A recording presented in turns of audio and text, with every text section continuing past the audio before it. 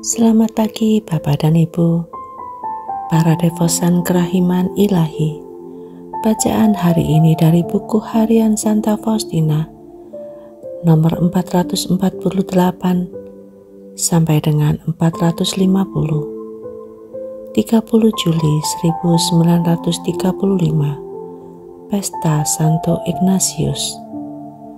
Aku berdoa dengan kusuk kepada Orang Kudus ini, sambil mengeluh kepadanya, karena ia hanya memandangku dan tidak datang membantuku ketika aku menghadapi masalah-masalah yang sedemikian berat dalam melaksanakan kehendak Allah. Aku berkata kepadanya, "Ya pelindungku yang bernyala-nyala karena api cinta dan semangat demi semakin besarnya kemuliaan Allah. Dengan rendah hati aku mohon kepadamu untuk membantuku melaksanakan rencana-rencana Allah." Ini terjadi dalam misa kudus. Kemudian aku melihat Santo Ignatius di sisi kiri altar dengan sebuah buku besar di tangannya, dan ia mengucapkan kata-kata ini kepadaku, "Putriku, aku tidak acuh tak acuh terhadap masalahmu. Peraturan ini dapat disesuaikan dan dapat disesuaikan dengan kebutuhan kongregasi ini." Dan sambil memberikan isyarat dengan tangannya ke arah buku besar itu, ia menghilang.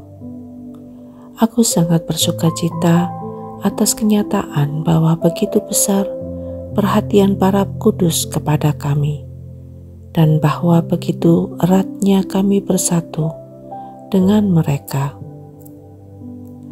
Oh, sungguh baiklah Allah. Betapa indahnya dunia rohani, bahwa semua di dunia ini kami boleh bergaul dengan para kudus. Sepanjang hari aku dapat merasakan kehadiran Santo Pelindung yang baik ini. 5 Agustus 1935, Pesta Santa Perawan Maria, Bunda Kerahiman. Aku mempersiapkan pesta ini dengan gairah yang lebih besar daripada tahun-tahun sebelumnya. Pada hari pesta ini, pagi-pagi, dan aku mengalami suatu pergulatan batin karena memikirkan bahwa aku harus meninggalkan kongregasi yang menikmati begitu banyak perlindungan istimewa dari Maria ini. Pergulatan itu berlangsung selama meditasi dan juga selama misa pertama. Dalam misa kedua, aku berpaling kepada Bunda kita tersuci, sambil memberitahukan kepadanya bahwa sangat sulit bagiku untuk memisahkan diri dari kongregasi yang kau lindungi secara istimewa ini, ya Maria. Kemudian aku melihat Sang Perawan Kudus, elok tak terperikan. Ia turun dari altar ke tempat aku berlutut, merangkul aku erat-erat dan berkata kepadaku, "Aku adalah bunda bagi kamu. Semua berkat kerahiman Allah yang tak terselami. Yang paling menyenangkan hatiku adalah jiwa yang dengan setia melaksanakan kehendak Allah. Ia membuat aku memahami bahwa dengan setia aku telah memenuhi Allah, dan dengan demikian aku berkenan di hatinya. Jangan takut akan halangan-halangan yang demikian, tetapi tetapkan pandanganmu pada sengsara putraku, dan dengan cara ini engkau akan menang." Adorasi malam. Aku sangat menderita. Aku merasa bahwa aku tidak akan mampu melaksanakan adorasiku. Tetapi aku menghimpun seluruh kekuatan kehendakku, dan meskipun aku jatuh di kamarku, aku tidak memperdulikan rasa sakit yang nyeri dalam diriku. Karena dengan mataku, aku menyaksikan sengsara Yesus.